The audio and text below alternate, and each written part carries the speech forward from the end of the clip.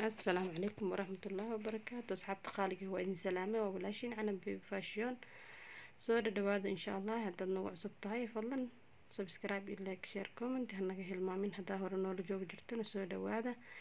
إن أصحابي وحا إذن لا هاي إن وحا أركي أبايو إن كقاضي داد كيف دهات كده عدي قردة إن سدح عنق إلهي سيئة أيو كقاضين دادكي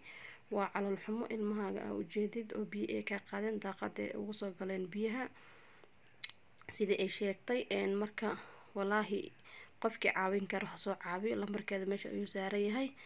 nasra aa la dhahaa insha allah. soo caabiyo insha allah. qofkii dhaqaale xatay ku caawin karin ducaha ku caawiyo inuu ilaahay niyadeeda u dejiyo, ilaahayna bedel kheyr qaba siiyo, sabar iyo iimaan ilaahay ka siiyo. nin rag ah markuu ka hadlaayo ninka wiilka la joogo waa yaabaysaa, isagaa sidii uu ooynaya waa yaabaysaa insha allah. fideoga dhammaysta asxaabay idinka ayaa yaabi doona insha allah. عليكم ورحمة الله وبركاته. دور wanaagsan halkani waa qardho. waxaan walaalayaal maanta soo booqday oon la jooga walaasheen Nasra Xasan Ibraahim oo ah gabadhaas aadka udka da'da yar oo masiibadii ka dhacday magaalada Qardho ay ku weyday saddexdeedii carruurta. waxaynu nahay ummad islaam. waxaa ilaahay ina faray inaynu isu naxariisano, isu damqanno, hoos isu fiirino. waa dareemi kartaan xanuunka ay leedahay marka laga hadlayo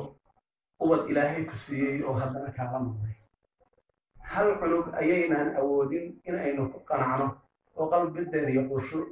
niyadeennu ay ku samaato. marka saddex ilmaan adigoo weliba qof aad iyo aad u dayana ay ku dhaafaan, waa dareemi kartaan xanuunkay leedahay. nasra waxay lahayd saddex carruura, saddex gabdhood bay lahayd. sida laynoo sheegay markii ay damacday in ay biyihii faraha badnaa ee guriga soo gelayay ay albaabkii damacday inay ka xirto, ayay intay daaqadaha ka soo galeen saddexdeeda carruura iyadoo arkaysa la bixin. qoftaas aadka u da'daya oo aad u jeedaan weye muuqaalkeedii nolosheedu siday u egyihiin. waxaa laga yaabaa baryo ka hor inay sidaan ka qurux badnayd, laakiin maanta xaaladada siday tahay waad u jeedaan. abaayo nasro waxaan ku leeyahay waa ku soo booqday, waa kula xanuunsanayaa, waa dareemayaa meesha xaaladaadu marayso. aabbaanahay, ubad baan dhalay.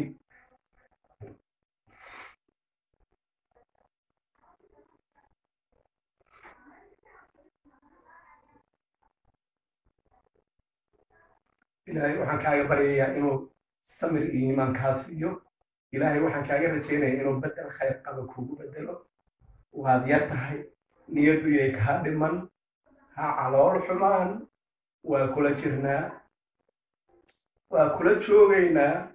waa kaa warhaynaynaa. qof walba oo islaam ah oo halkaa naga daawaray waxaan ilaahay hortiisa idinku weydiinaynaa inaad walaasheen ubadkeed uma soo celin karno aad u ducaysaan in ilaahay niyadda u qaboojiyo. wax allaalayo waxaad heli kartaan aad u soo dirtaan. telefoonkeedu waa 25 289 1 4 1 8. telefoon golisay haysataa qarnay ku sugan tahay. xawaaladaha qarda oo dhan waxbaa loogu soo diri karaa. magaceeda xawaalada looga yeerayaa. magaceeda keliya fadlan ha lagu soo qoro lacagta. magaceeda ha lagu soo qoro. magaceedu waa Nasra Xasan Ibraahim, qarnay joogtaa. qof walbo islaam wax sadaqaysanayo gabadhaas xawaaladaha waxa ugu soo diro. gabadhaas aynu garab istaagno. gabadhaas haddaynaan wax kala tari karin nolosheena aynu dib u dhisno, aan isku dayno inaynu garab istaagno oo wax ay ku qanacdo inay ehel leedahay, walaal leedahay, asxaab leedahay, dad islaama leedahay aynu u qaban. walaasheen nasro xaaladaada ka waran. hadda waa fiican laakiin cawdna waa iska jirtaa. waa fiicanahay. ilaah waa mahad iskale.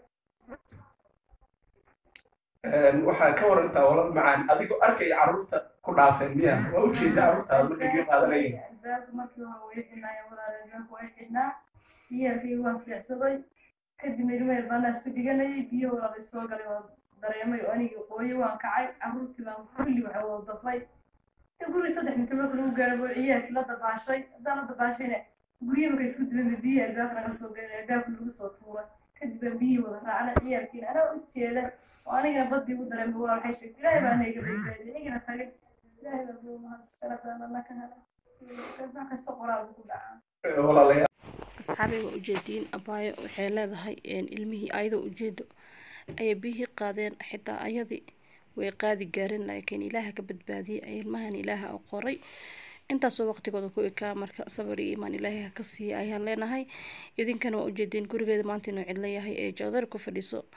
oo wax agaba inuu oolin insha allah qof walba oo caabi karo ilaahay dhaqaale siiyey ha caawis insha allah sadaqadana ogaado yaraan ma gasho qof walba inuu sadaqaysto ayuu biri helayaa insha allah abaayo zaid uga calool xumooday wallaahi markaa arkay 3 cunug dhashay oo hal mar iska wada geeriyoodeen ama ku dhinteen si xun ama maxay ahayd shishiid ku dhinteen way adag tahay waa sidii maxay ahayd qofkaas qalbigiisa uu nadiifsamo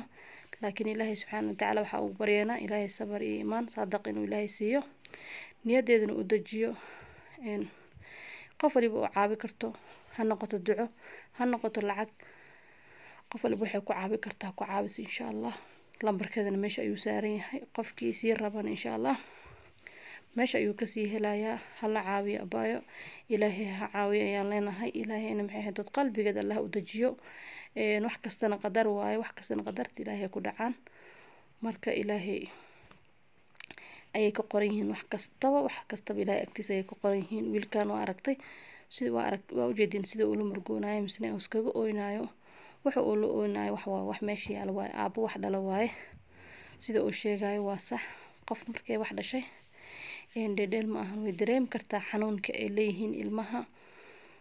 marka alxamdulilah walaakiin wax kasta waxaa ka weyn qadarta allah ilaahay qadartiisa ayay ku noqotay marka ilaahay qadartiisana waxa waaye in lagu sabro waaye marka maasha allah hadda xoogaa way sabarsan tahay gabadha ilaahay ha u siyaadiyo ayaan leenahay ilaahayna maxay ahayd niyadeeda ha u dajiyo sabar iyo iimaan saadaqaana allaha siiyo waxa waaye qadar waaye roobka markastaba ilaahay waan ka tuugnaa laakiin ilaahay mid khayr qaba allah nooga dhigo roobka markastaba waa loo baahan yahay haddana dhibaato ayuu saan dadka uu keenaa haddii ay agabi haysanin marka insha allah hala caawiyo abaayo ilaahay dartiisa lagu caawiyo insha allah lambarkeedana hadda aboo ayaa sii dhammaystiri doona insha allah biidnillaahi kariim eber 781 magaceeda ku qoran nasr xasan ibraahim ayaa ku qoran dadka adduunka dacaladiisa joogaan xawaaladaha ayaa rajaynaya inay wax kusoo marin doonaan dadka waddan gudihiisa joogaan nambarkaas sahalka ayaa rajaynaya inay wax kusoo diri doonaan nambarka rasmiga waa idinla wadaagi doonaa via facebook haddii alla karaan noqdo waxaan idinka dalbayaa inaynu garabkeeda istaagno inay dareento inay islaam tahay inay soomaali tahay inay dad macaan ka dhalatay dad dhaqan wanaagsan ka dhalatay maanta sadaqadaynu la baxna iyadoo ramadaana meesha ina gaarsiin karta waad garan kartaa waxaan anigu go-aansaday maanta wax kale ma tari karo afrikaan la joogaa naftaydana meel kuma ogi laakiin waxaan go-aansaday inaan intaan u imaado tuso xanuunka ay dareemayso aabbaarahay gabdhaha ka tegay ka dhintay aniga curadayda waa gabar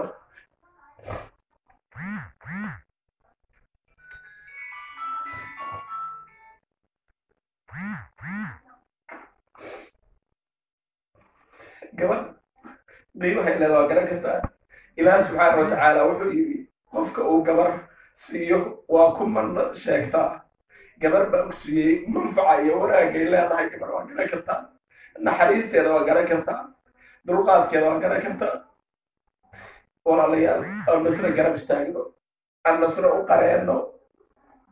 aan nasro wax allaali wixii karaan keennaa aan la garab istaagno oo walaasheen meesha ay fadhido maantay aan ka dulqaadno intaasaan si xurmo iyo walaaltinimo idinkaga codsanayaa walaashayna waxaan leeyahay ilaahay waxaan kaaga rajaynaa badan khayr qaba waa kula joognaa waddanka waa ku soo xiriirinaynaa ciddii kaloo akhbaartaadana soo weydiisana si toosa baan kugu soo xiriirin doonaa haddii aan la yidhahdo waa kaa warhayninaa ilaahay waxaan ka rajaynaynaa inuu qabriga kuu qaboojiyo abaayo ilaahay qabrigay niyadda ku dejiyo ilaahay waxaan ka rajaynayna inuu bedel khayr qaba ku siiyo waa yar tahay niyaddiiya kaa dhiman waad helaysaa intii in ka badan insha allah ilaah subxaana watacaala ku weydiinaynaa niyad bay naga tahay waa ka xumaanay waa dareemaynaa wayna dhibaysaa maaha inaan ku farxsannahay xanuunkaaga walaal gacado